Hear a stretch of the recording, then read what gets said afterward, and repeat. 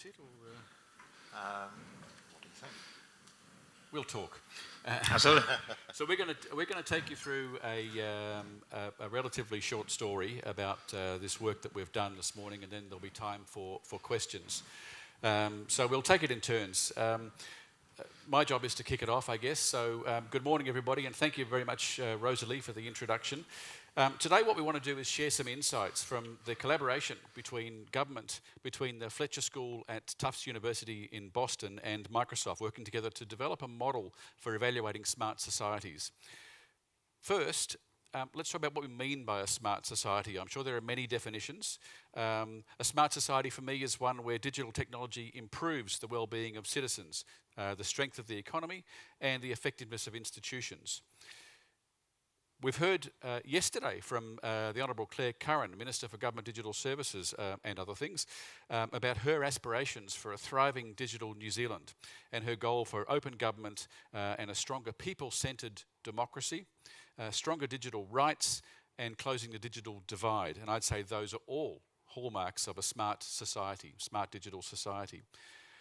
We know from the Fletcher School's Digital Planet report, and there are copies on the tables, as Rosalie said, that New Zealand and the other D5 nations are well on the way to being smart societies. From my perspective, as our digital planet spins ever faster, apologies to physicists for that analogy, we must consider some fundamental questions in this. So what's the role of government in enabling an inclusive and equitable digital society? And how do we respond to this rapidly changing world where there are disruptors bringing opportunity and risk to us every day? It's clear to me that our old ways of working are no longer fit for purpose. Just improving service delivery with better technology and adjusting policy around that in the margins simply isn't going to cut it. Government needs to work in new ways. We need to support communities to adapt to the new world rather than getting left behind. And the work of the Fletcher School has confirmed that we can't be complacent or we will fall behind.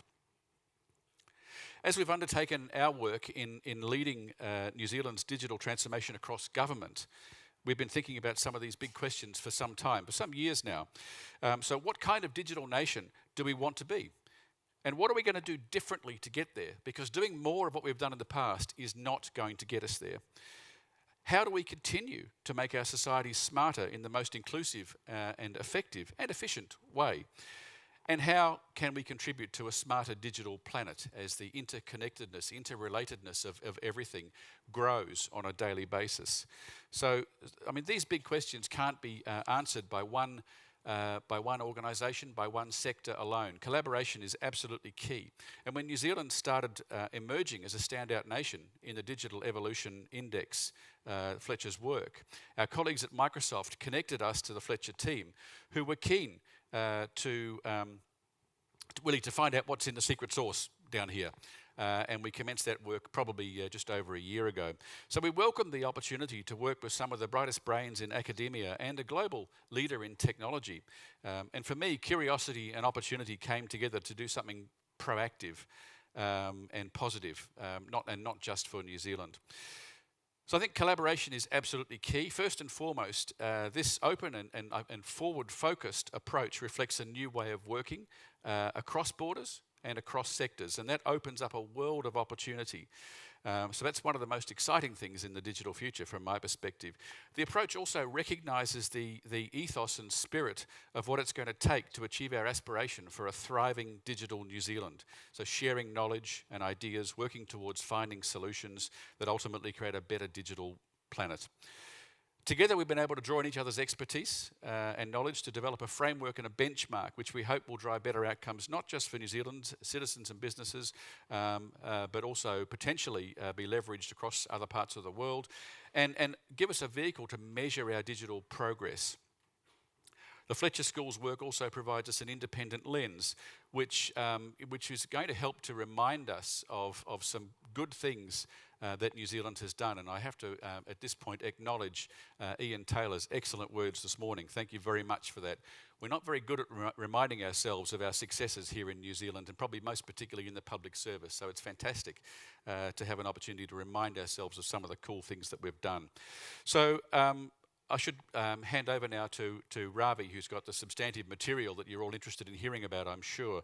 I've thoroughly enjoyed the opportunity to collaborate with these two organisations, and I think the work is valuable, hopefully, to other D5 and other nations across the world, as well as just to New Zealand. So I should stop now, hand over to Ravi Shankar Chaturvedi from the Fletcher School. Thank you, Tim.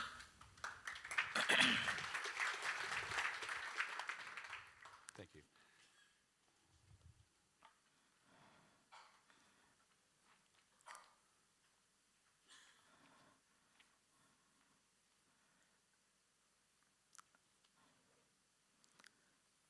Thank you, Tim, and thank you, Rosalie, for the introductions.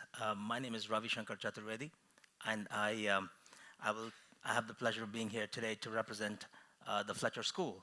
And for those of you who are not terribly familiar with the Fletcher School, here's a quick plug on who we are. We are a School of Global Affairs, started in 1933 in the United States, in the depths of the Great Depression, in the interwar years. And the mission of the school then, and you can read it off the screen faster than I can say it, still rings true, still relevant. Some would argue that it is more relevant today than it has ever been. And we at the Fletcher School are a bit like New Zealand in that, despite our relatively small size, we tend to punch way above our weight on the global stage and in all matters that matter to the world. That's just a bit of a collage of the many things that our alumni have done, including leading some of the greatest organizations on the planet.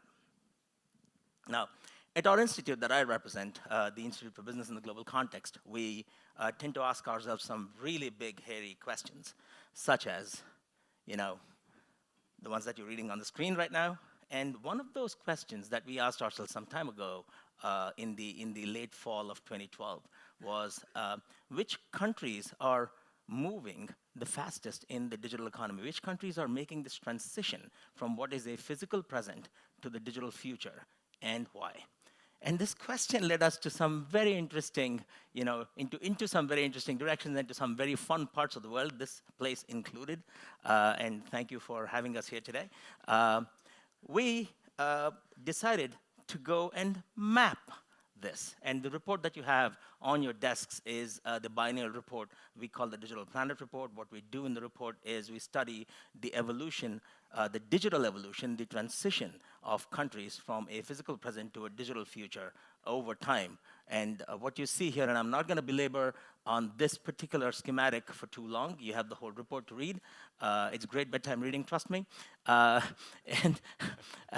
suffice to say that what you see on the x-axis, and there's a lot of information packed in here, so I'm gonna skim through this really, really quickly. What you see on the x-axis is momentum, this change over time that countries have been experiencing since 2008. So that's about 8 years of data, 108 data points, comparable across 60 countries. And what you see on the y-axis is there a yeah, okay, great, thanks.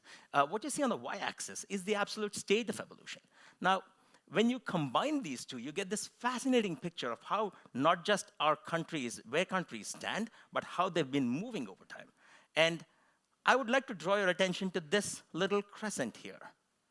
This crescent, which we call, and before I take you to that crescent, I mean, when you lay countries out on this sort of four blocker of sorts, you get countries that are very highly advanced, but are slow in their momentum. You get countries that have tremendous challenges, both in their state of evolution and in their rate of evolution. Countries that are moving very rapidly, but are starting at a very low base. And then you have countries that we call the standout countries in the top right. These countries are, not only have a very high state of evolution, they also are, experiencing tremendous momentum. Now, I'll draw your attention to this little crescent here. This crescent is what we call the standouts of standouts, and this is 2017, right? And what you see is Singapore, New Zealand, and the UAE. Focus on that for a second, and focus on this country sandwiched between Singapore and the UAE. It is the only liberal democracy in the standouts of standouts. And think about it for a second. That's important, especially in a time where we are, where some of the most unfree countries are experiencing, and I won't read them off the list, you can read them faster than I can, some of the most unfree countries on the planet are experiencing the fastest digital growth, and these things have implications. Now, we'll get to the fun parts in a bit. What is a smart society, right? Now, before I get to what a smart society is, perhaps a caveat is in order. This is just one framework. All the work that we do here at the Fletcher School, all the work that we do and all the models that we build, all the research that we do is just one way of measuring the global digital economy, and it is not the way to do it. And there are arguably any number of ways, but what we also, in all humility, believe is that the digital economy is too fast and too complex for any one study to capture comprehensively and completely. And so we say that but that being said, there is reducing this very complex organism called the global digital economy into a number that can be compared across countries. It serves a crucial purpose. There is a colleague, I'm sorry, I'm having a Marco Rubio moment. I'm going to grab some water from across, sorry. So Judith Kelly, a political scientist from the United States, coined a wonderful term for ratings and rankings of countries, right? And she claims that these things serve a very important purpose. And that purpose, according to her, is of nudging nations to take action and to improve. And she calls this, these ratings and rankings, she calls it scorecard diplomacy. It's a wonderful term, and we like it because we're a school of law and diplomacy, so we like that term. And what we do at Digital Planet, our research, is that we build scorecards for the global digital economy. Now, and that takes us to, so we published this index in July 2017. Very interestingly, New Zealand has been a standout country both in 2014 when we came out with the first Digital Planet report and in 2017. Now, you've heard, countries like Estonia, the UK, Hong Kong, Singapore, you almost take it for granted that they are, digitally advanced nations. To us, it was very curious to understand, what this country down under and why this country has been consistently doing well. We didn't have a reason to come here till thanks to our friends at Microsoft who created the opportunity for us to be here and to really understand what was going on down under here. Now, before I get into what smart societies are, I have to say this, that in the past year that we worked really closely with the New Zealand government in their capacity as the chair of the D5. The one thing that we've seen, and we've spent tremendous amounts of time trying to understand how this government has been effecting change in the country. And the one thing that the one thing that struck us and is very remarkable is there is a mindset in this government. The one question that came to us constantly and consistently is, how can we do better? And that started right at the top, all the way to the bottom, and across. The question that constantly came to us was, how can we do better? That kind of a mindset is both rare and refreshing. And I guess my message to New Zealanders is that you do not celebrate your government enough. You really have to be proud that you have a smart government working really hard for you. And I know what it is not to have one. Trust me, I come from the United States. And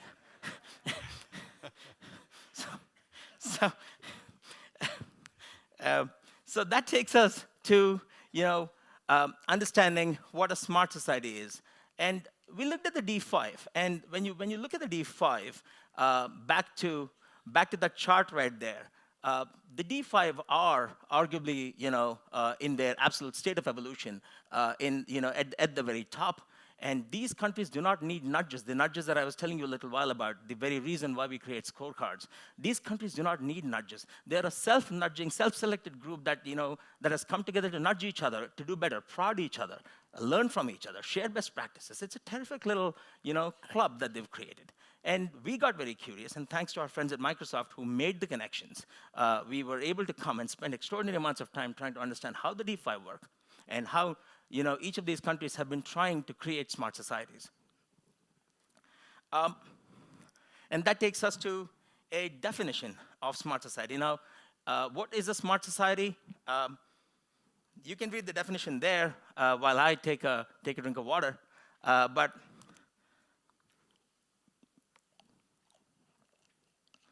well, the answer really depends on whom you ask, right? If you ask techno-futurists, science fiction writers, and filmmakers, whoever made Blade Runner 2049, they'll tell you it's all about flying cars and teleportation and garbage bins that talk to streetlights and so on and so forth. We really don't think any of that is smart. Now we've heard from a bunch of really clear-eyed, pragmatic technologists yesterday who've put forward some very thoughtful, explanations of what smartness can be. They were talking about contextually aware machines. We heard from folks that were talking about AI and machine learning yesterday. They talked about contextually aware machines and technologies that are capable of making decisions without human intervention, with a purpose, though. And the purpose being that it will boost, or the hope, rather, is that it will boost human productivity. It will boost efficiency, prosperity, pleasure, and well-being.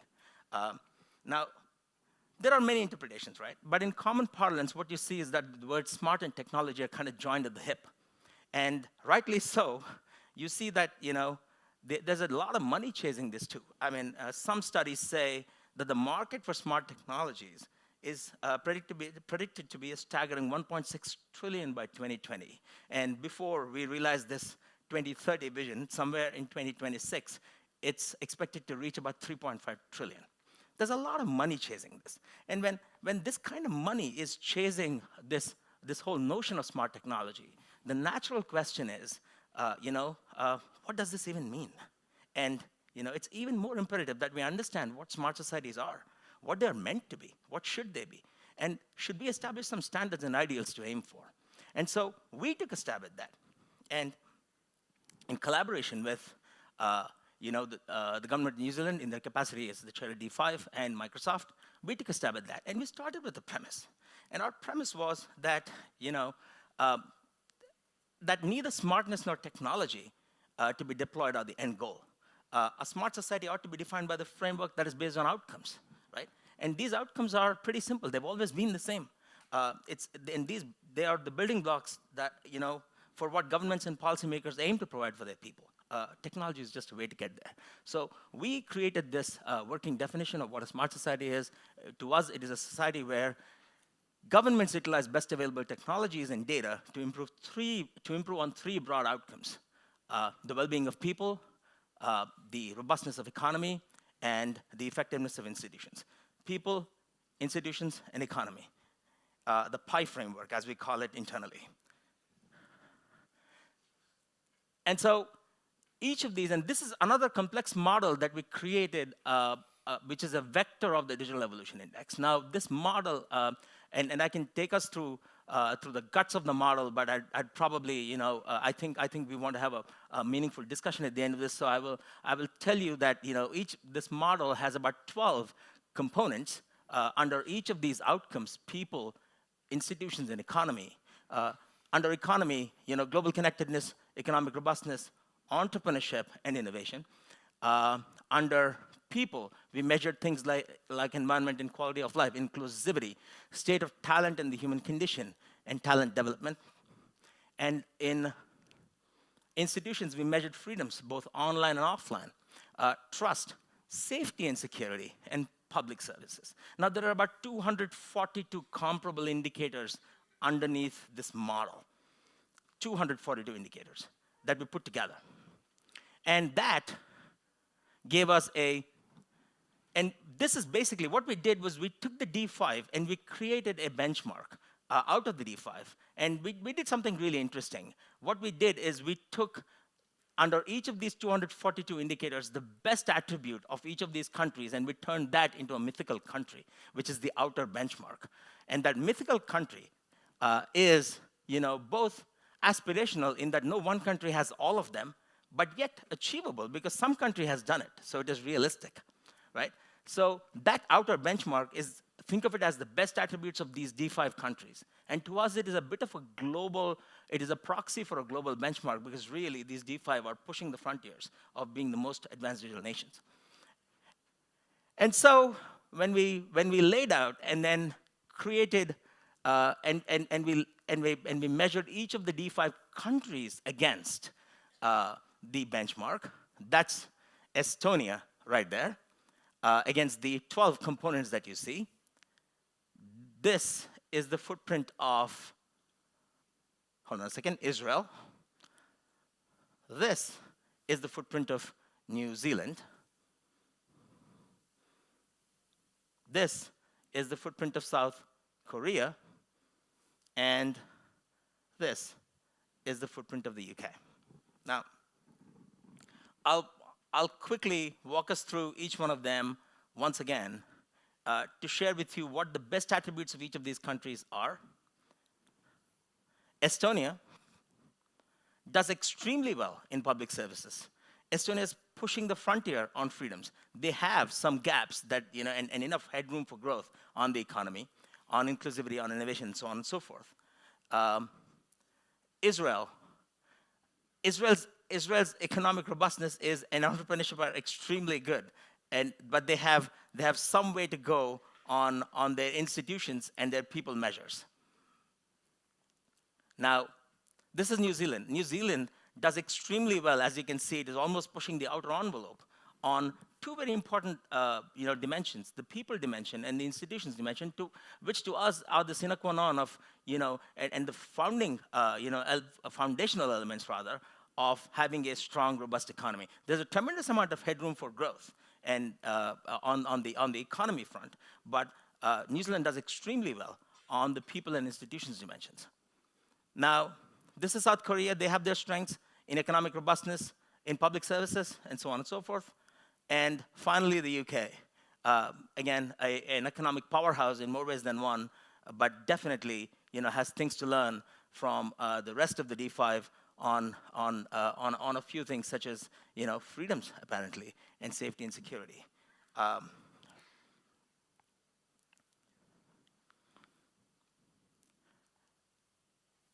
That's a bit of a psychedelic chart with all the countries laid out. Now, that's New Zealand's footprint. Now, I'll close with a couple of key observations, right?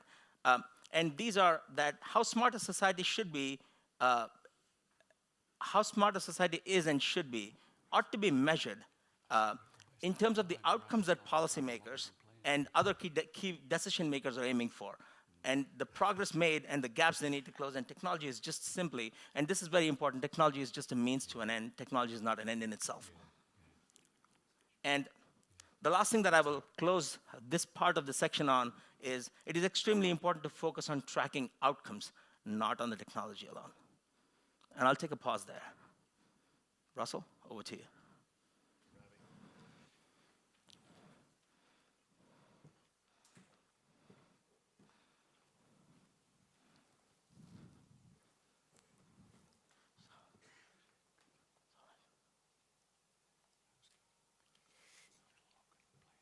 So my job here is to sort of bookend what you've heard from Tim and then Ravi, and talk about why did we engage in this work? Why have we stepped up and sought to collaborate with the government and with the Fletcher School around this particular piece of work?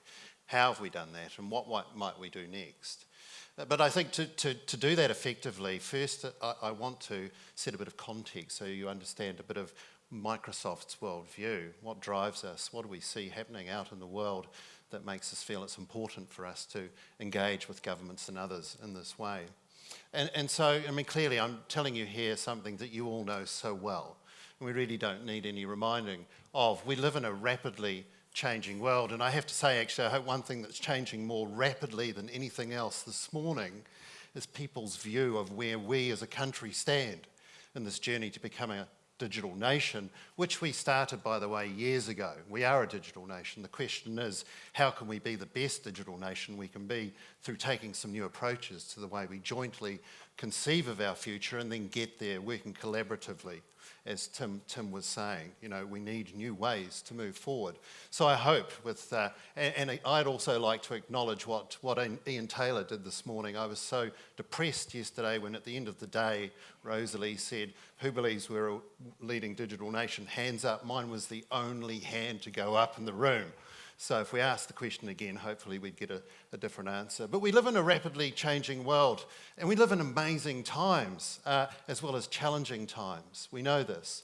But when we think about the sort of progress of our societies around the world, the advancements in well-being and healthcare and longevity, and the opportunities, when we look at global statistics, there's actually a story we often don't understand, which is the world is getting better and technology is an enabler. So the question is, how can we best use that going forward? So that's a perspective that Microsoft has, and that's really what drives us. How can we do better together? And another perspective Microsoft uses to frame everything we do is this concept of revolution, and the fact that has been articulated from the World Economic Forum most effectively, I think, that we are in this fourth industrial revolution driven by technology, so obviously and comprehensively, it's disrupting everything. But again, when we look at our history as societies, as nations, we've been going through these revolutions before, and each time, in the main, I think you'd argue we've got better, and opportunity for humans to realise their potential has increased. So that's where we are today, a fourth industrial revolution, and we know this certainly informs the government's thinking. If you've not seen it, Colin MacDonald last year recorded a video address to the Public Governance Committee of the OECD. It's on YouTube. I commend it to you. He talks about the digital transformation of government and why that is so important. And he talks about the fourth industrial revolution and how it's really shaping what's happening to all our nations. It's a masterclass in understanding, the thinking that we need to carry our nation forward. So go find it, go take a look. I'm sure that you'll find it interesting and hopefully inspiring. So then the question, why did Microsoft do this? Why did we step forward and say to the government, look, we'd like to collaborate, we'd like to explore what the future of our country looks like enabled by technology? Well, we did that for a number of reasons. It's really important for us that we be engaged.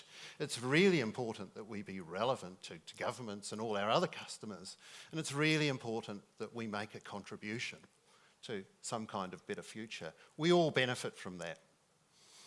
It's important to us that we learn. How can we be relevant if we don't learn? How can we learn if we don't engage? So that's really one of the bigger drivers. We wanted to create new thought leadership, and we've done that in the Smart Societies report. And as Tim said, hopefully that's not only informative for New Zealand, but for other D5 countries and the world at large. There are some insights about becoming a smart society that apply equally wherever you may be in the world. And we wanted to share our understanding of where technology is taking us. We're at the epicentre of creating much of the technology that is driving this disruption, that is enabling this transition. And we need to share that. Why wouldn't we? There are a couple of other things. In the box here in blue is an excerpt from the cabinet paper that went to ministers in late 2015 reviewing the ICT strategy. And it said, we need to find new ways to partner and collaborate with the private sector if we're to move forward. We took that seriously. We welcomed that and stepped forward and said, well, we've got some thoughts on how we might do that. And then our mission, every Microsoft business around the world has to think, it's obliged to think, what is it that we locally want to achieve beyond our commercial business objectives? So since 2016, this has been our mission in New Zealand. It's all about digital New Zealand. The question for us is, how can we enable a thriving economy, strong institutions, prosperous and healthy people, and strong communities? And I shan't read the rest. So we found ourselves really so aligned with where the government is going and what it's thinking for the future. So what do we bring to this? How do we contribute to the collaboration, and what enables success? Well, we've got a lot of assets. And we've brought all those to bear, particularly, our deep research, our thought leadership globally, our engineering know-how, our understanding of innovation. These and other things are sort of assets that we've brought to the table. And it's involved Microsoft New Zealand. We've got the local knowledge and the global connections across our business and elsewhere, and we've helped orchestrate all of this. I particularly want to acknowledge our Microsoft Digital Applied Innovation team who couldn't be here with us, but they've been so important to this journey. Our partnership with the Fletcher School has been a cornerstone of this particular piece of work, obviously, and it's been so rewarding for us. The Worldwide Industries Group that I'm part of, particularly our Office of the Chief Technology Officer, has really engaged and supported our engineering groups, our corporate and external and legal affairs teams that do so much work to develop new thought leadership and policy. We've got some available in our stand, Cloud for Global Good, Future Computed. We brought all of this. But then in terms of success, I think, there are two things really. We at the beginning worked out what our shared goal was. And we agreed on some guiding principles for this collaboration that have served us well. And so finally, the question of where next? Well, we're already sort of thinking about that with our partners in this journey. With Fletcher, we're wanting to further develop the smart societies model to help us better understand how much public value is at stake. When you look at that model, the benchmark and the gap, what is the value being left for our nations on the table if we don't invest and push further? We're applying the model to some of the breakout countries in the Digital Evolution Index. That's something we're doing with Fletcher. We want to develop thought leadership on the question of looking at the institutions piece. Well, what does it mean to become a modern digital government and to govern differently in this technology-enabled environment that we're now part of? And we'd really like to drill down into some of the more technical aspects of what that modern digital government is about. And in truth, there's no shortage of things that we and others can do with the government to collaborate and create new knowledge and help us all move forward.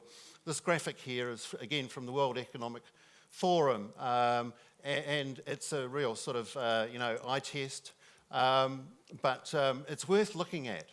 Because you can see again at a global level the challenges, the opportunities that we've been focusing on are global challenges and opportunities. There's much to do together, so we just look forward to continuing this journey. Thanks.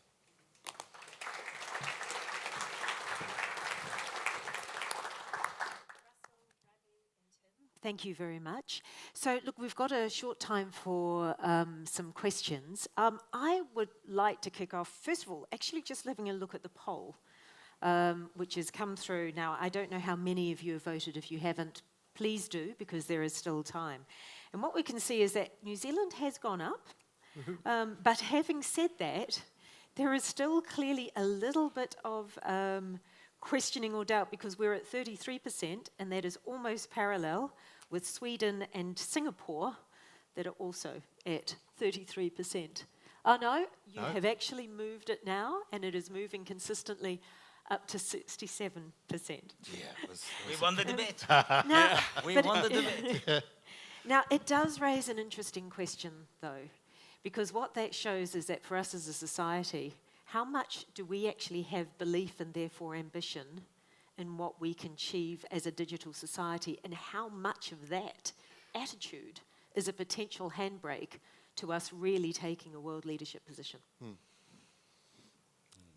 Yeah, I think that's an excellent question, and I said it, and we've heard other speakers, particularly Ian this morning, talking about the fact that New Zealand is not particularly good at celebrating its own successes, but we need to get better at that. That's one of the behaviours that I think needs to change a little bit. I mentioned in my opening comments that doing more of what we've done in the past simply isn't going to cut it. One of the things that we absolutely need to do is to get better at backing ourselves, to get better at building on some of the really cool stuff that we've been able to achieve, and recognise that not only are we seen by the Fletcher School and others as a leader in a number of areas that you would look at, or dimensions of digital, if you like, But we also have, I mean, every year we have more than a dozen delegations from different countries come to ask us, as I said earlier, what's in our secret sauce. So we need to get better at that. But, and collaboration, of course, is a very, very key thing here, because many speakers have said this, but we're not going to solve this on our own. Government can't solve it on our own. In fact, one of the things that government needs to get a little bit better at doing is occasionally getting out of the way. So and letting go of things, because actually, we're operating in a digital ecosystem that we don't control, and we don't own. Everybody owns it. So that's one of the bigger challenges, I think, for us as well. And look, I'm conscious that we're on tight timeframes here, but I think this is a really important question as well, which is that if you thinking about what Frances said yesterday, and she was talking about the pace of change that is occurring in the developing markets. How do we accelerate our pace so that we stay ahead? Because the imperative is perhaps not as strong here for New Zealand as it may be for some of the developing markets where you have youth, you have rising population, you've got education challenges, and technology is such a core imperative to them going forward. Absolutely. Ravi, do you want to? I absolutely. I think the first thing that the countries like and New Zealand is best positioned doing this, and New Zealand is already doing this in a great measure, is to be open to some of the best and the brightest brains from around the world. Bring them in here and let them innovate. Let them, because for every job, and there was this research that was done in the United States, but the message holds true. For every job created in the technology industry, there are 4 supporting jobs created in the economy. And for every job created in the manufacturing industry, there are 1.3 jobs created in the economy. So technology industry is probably the rising tide that will lift pretty much every boat. Yeah. And I think being open to some of the best and the brightest brains and inviting them into New Zealand.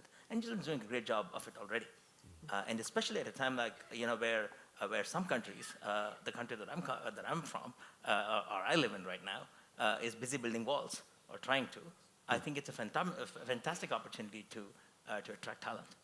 I'm just going to do one more question, which is the counterfactual to this. So most of us here will have heard the challenges of low productivity in New Zealand. Lots of small businesses without ambition to grow, low investment in R&D and innovation. How do we reconcile those two together? What do we need to do next? Well, I think we need to understand, firstly, the context in which you asked that question. We're a nation of small businesses, sole traders, or firms of fewer than 5 people. And we know, both in New Zealand and around the world, certainly from a Microsoft perspective, these are the organisations that are least likely to invest in technology that will enable greater productivity. So that's part of what we have to do. I think we need to sort of reach all New Zealand organisations with a message that there is a digital transformation happening. You can't ignore it, because it will wash over you and you'll be gone if you don't respond. But we need to do that in a way that works for New Zealanders. And I think a lot of that, again, is cultural. And so there's many things that we can do. And in fact, the government is working on this at the moment. There's a program in place that we and other organisations are contributing to. How do we lift the propensity of New Zealand businesses to invest in technology? And I think in some ways the government's own adoption of technology helps with that, because it starts to show a path. And just one thought for me, things can be symbolic. Everyone in this room travels a lot, right? And often we travel the world and we live at the bottom of the world, and there's a sense in the New Zealand psyche of, what are we missing out on? Why is everyone doing better than us? But think about it. What's your first experience of New Zealand when you get off that plane at Auckland Airport? Apart from the fresh air, you hit the E-gate. That's world leading. That is world leading. And that's just one example of what we're already achieving. And somehow we need to take that and make it part of the national psyche. This is great. This is our future. We can do this. Why wouldn't we? That's a fantastic ending note. Thank you so much, gentlemen, today. So look, now we're going to go, this is actually a very hard finish, because we've now got to clear pretty much these rooms. So please, as you go forward, Please make sure that you take all of your belongings. There will be an auction of all the left behind phones at the end of the day. And what we would also appreciate, and I'm just going to find where the key points are. So look, you're going into the Future Focus sector forums. The rooms for future education are GR2. For health, it is Crystal 2. For society, it is GR3. For productive sectors, where a great opportunity to continue the discussion and debate that we've had here is GR4. And finance is Crystal 1.